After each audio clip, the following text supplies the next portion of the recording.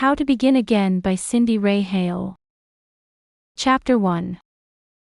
I stared at my reflection in the mirror and frowned at the brown tank top and jeans that I wore.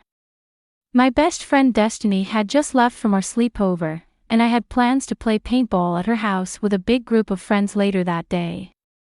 But before that, my next-door neighbor Evan was coming over. I'd been crushing on him for a while.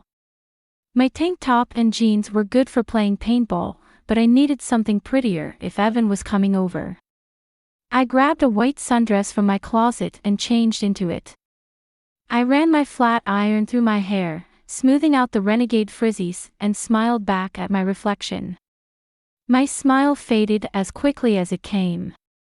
I should be excited for this, but a heavy sadness settled over me.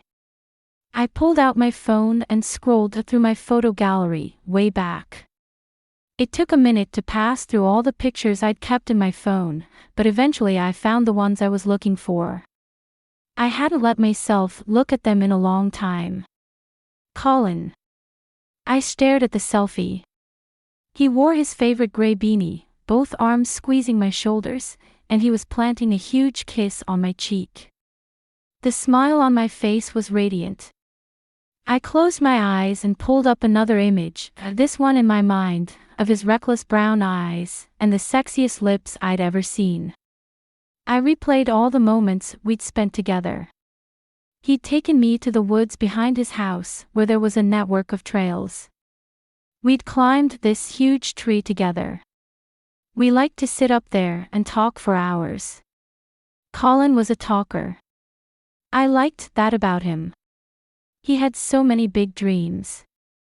But he was bad for me, a magnet for trouble, and as long as I was with him, trouble found me as well.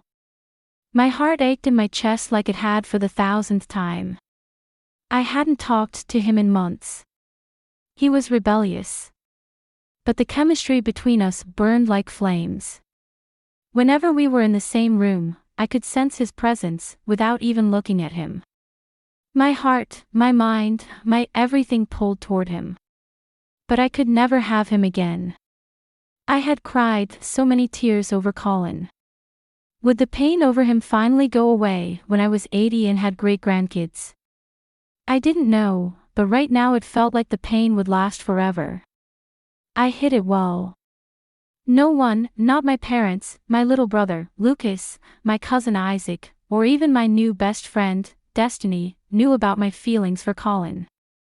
I met Destiny months after my breakup with Colin, and I hadn't even told her that I'd had a relationship before. It hurt too much to talk about him, so I just buried the feelings. But from time to time, when I least expected it, he would pop into my head again. More than anything, I wished my feelings for him would disappear. But how could they? My brain latched onto the magical moments.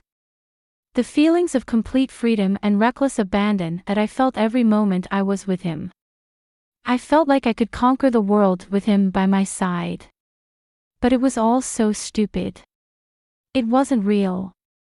I was in love with the fantasy version of Colin I'd created in my head. Not the real one. The real Colin was a lying jerk. I knew that logically, but my heart ached with emptiness, and more than anything, I wanted to feel whole again. I opened my window and gazed out. Evan's navy curtains were parted. He must have sensed the movement of my curtains opening because he walked over to his window and waved, a broad smile crossing his face, dimples popping. I shoved my feelings back into the darkest corner of my heart and smiled back. He pushed up his window, and I lifted my window as well. "Hey, you," he said in his adorable southern accent. "Hey. Are you still coming over today?" I asked. "I was actually thinking you might want to come over here if that's okay with you," he said. "Okay," I said. My parents owned a Christian music recording company, and my cousin Isaac did some work for them. He was downstairs right now working with my mom, so we'd probably have a lot more privacy over at his place anyway. "Ready for me to come over now?" I asked. His smile widened, and his dimples deepened. That's what I was hoping for.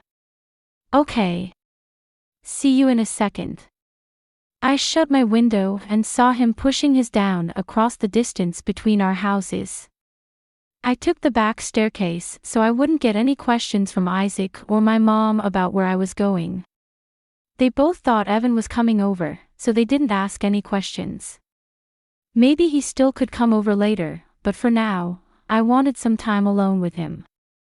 I needed the distraction desperately. I slipped out the back door and was greeted by Buttercup, our family's yellow lab.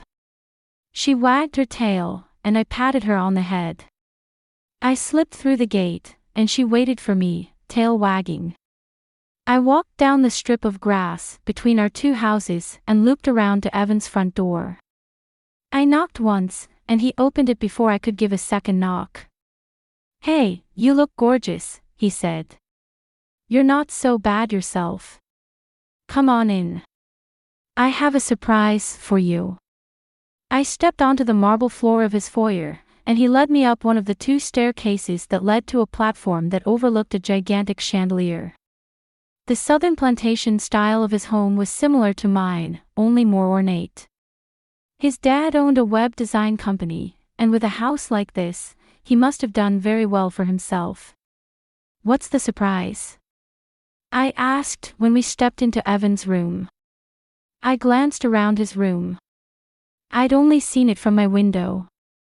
It was the first time he'd ever actually invited me inside. "I wrote you a song," he said. "You did?" I squeaked. I didn't deserve this guy. Guilt tore through me. Here I was looking at pictures of Colin and me, and Evan was probably sitting on his bed perfecting the song he wrote for me. He played the song, and although it wasn't professional quality or anything, it was heartfelt and incredibly sweet. My heart softened a little. Could I ever move on from Colin? Was Evan the right guy to help me do that? I'd been through so much pain. I held so many secrets inside of me. I needed to numb the pain, do something to stop feeling it, or I was going to explode. Sure, I had people to hang out with and laugh with, but I couldn't tell anyone the truth of the thoughts that tortured me and kept me awake at night. I scooted closer to Evan and looked up into his baby blue eyes. "Thank you," I whispered. "That was beautiful."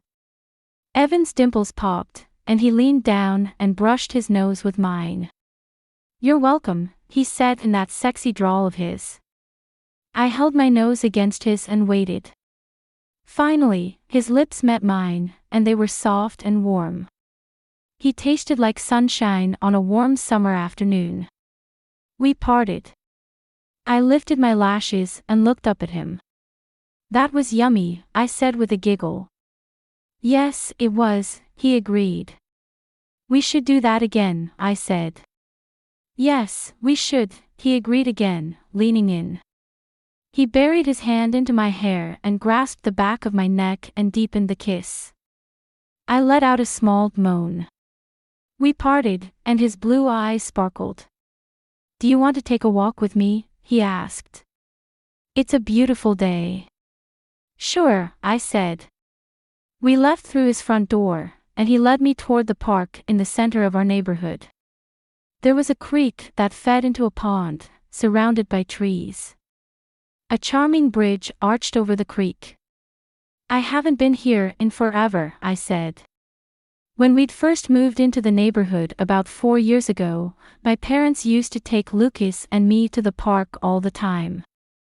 There was a playground, and we'd bring a bag of bread to feed to the ducks. But my parents had grown too busy lately. Trips to the park or any kind of focus on us other than discipline were rare occasions these days. My mom put on a show of being the perfect parent around my friends and at extended family gatherings, but when we were alone, all she cared about was work. "You okay?" Evan asked, studying my face. I looked up in surprise. I'd let my thoughts run unchecked, and it must have been written all over my face. I looked into Evan's trusting eyes, and my racing heart calmed. I decided to take a chance and open up to him. It's my parents, I said. They're so involved in their own lives, it feels like they never spend time with me anymore. Evan gave me a knowing smile. I totally get that. My dad just got remarried a year ago, and he's stuck in honeymoon mode. Your parents are divorced? I asked. I'd always just assumed that Mrs. Bellingham was Evan's mom. Evan had moved in about a year ago. That must have been when his dad had remarried. Yeah. They've been divorced for about 5 years now. My mom went crazy and moved to Arizona. I haven't seen her since. We walked toward the bridge. I'm so sorry. I didn't know. Evan shrugged. Sometimes life throws hard stuff at you, and you don't really get a choice in the matter. You just learn ways to cope with it. What have you done to cope? I asked. Music helps a lot, he said. I can't tell you how many times my guitar has helped me get through hard times. Same with me. Even on the worst days, music can make the world feel just a little bit brighter. We stopped at the crest of the bridge and looked down into the water. A few ducks paddled their webbed feet through the water below us. Evan took my hand in his and wrapped his fingers around mine. I turned my gaze from the ducks and up into his blue eyes, and something occurred to me. In the last few minutes, Evan had opened up to me more than Colin had the entire time I'd known him. I didn't know anything about Colin's family. I'd never met them, and I didn't even know if he had siblings. Everything in our relationship had been about lust or blocking out pain through some type of adrenaline rush. But Evan was real. I still didn't know him well, but as I spent more time with him, I wanted to get to know him better. Evan ran his hands down my bare arms, and my heart begged me to step closer to him. I really like you, Hannah, Evan said, his voice husky. I looked into his eyes. They were soft, yet intense. You are beautiful and talented. I've never met anyone like you before. You have so much spirit and determination within you.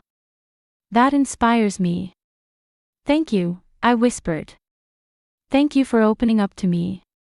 I could tell it was hard for you to talk about your parents. You're right. It was hard. But you're welcome all the same.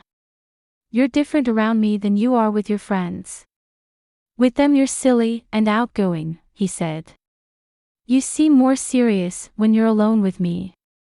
I gave a nervous laugh. You want to know the honest truth? Of course, he said, in a southern accent that sent a chill down my spine. So hot. I bit my lip and looked away. You kind of intimidate me, I finally admitted, stealing a glance at him. He stared at me, incredulous. I intimidate you. He laughed in disbelief. You're the one who's totally intimidating. You're gorgeous, funny, confident, and totally fearless. I'm not totally fearless. I promise. He brought his face so close that our noses touched.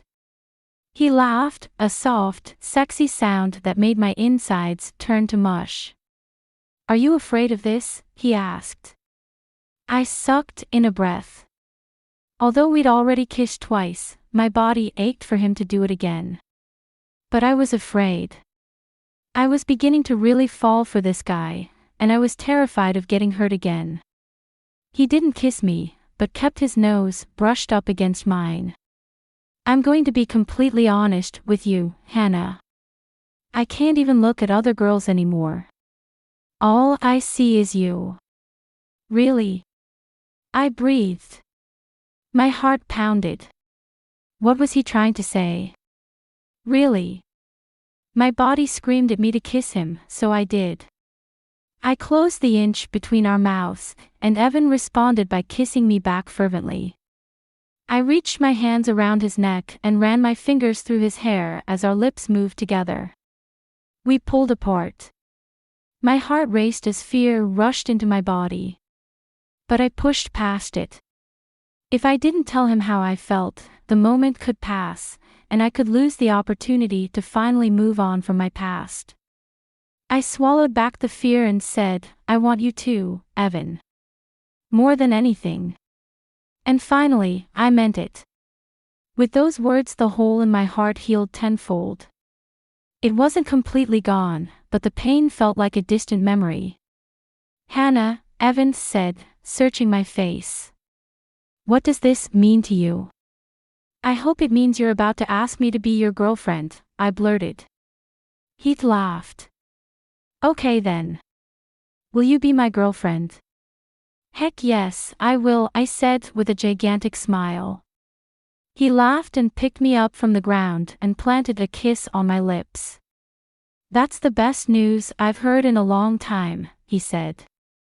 I didn't know what the future held for us, but I knew in my heart that I had finally figured out how to begin again. And that was an amazing feeling.